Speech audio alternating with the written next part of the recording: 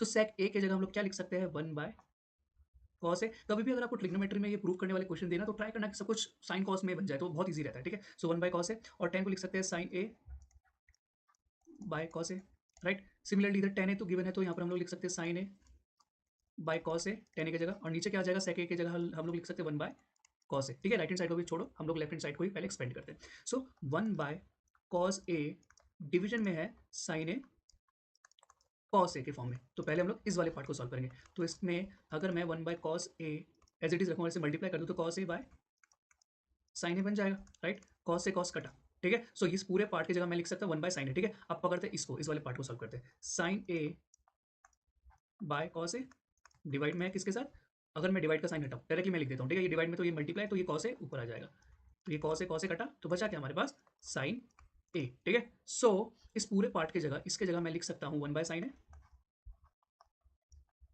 Minus में इस पूरे पार्ट की जगह मैं लिख सकता हूँ साइन ए। आई होप इतना क्लियर हुआ होगा आपको, ठीक है। अब इसको पूरी तरह स्क्रॉल अप कर लेते हैं, इधर कुछ भी नहीं तो इधर 1 मान लो।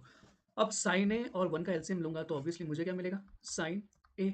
साइन ए से साइन ए कटा, तो इधर क्या बचा, 1 माइनस, और ये इससे अगर इसको मल्टीप्लाई करूँगा तो इसको और इसके साथ करूँगा तो साइन ए, और sine A into sine A is sine square A, ठीक है। और 1 माइनस साइन ए स्क्वायर होता है आपका कॉस स्क्वायर ए, और नीचे आपके पास साइन ए, ठीक है। क्या मैं कॉस ए स्क्वायर ए को cos A into cos A नहीं लिख सकता, बिल्कुल लिख सकते हैं। नीचे क्या है, एक साइन ए, ठीक है। कॉस ए तो ये वाला कॉस ए तो एज इट इज आ जाएगा, बट इस पूरे पार्ट की जगह कॉस ए बाय साइन ए की जगह मैं क्या लिख सकता हूँ, कॉट ए। तो मिल गया ना हमको, cos A cot A, I think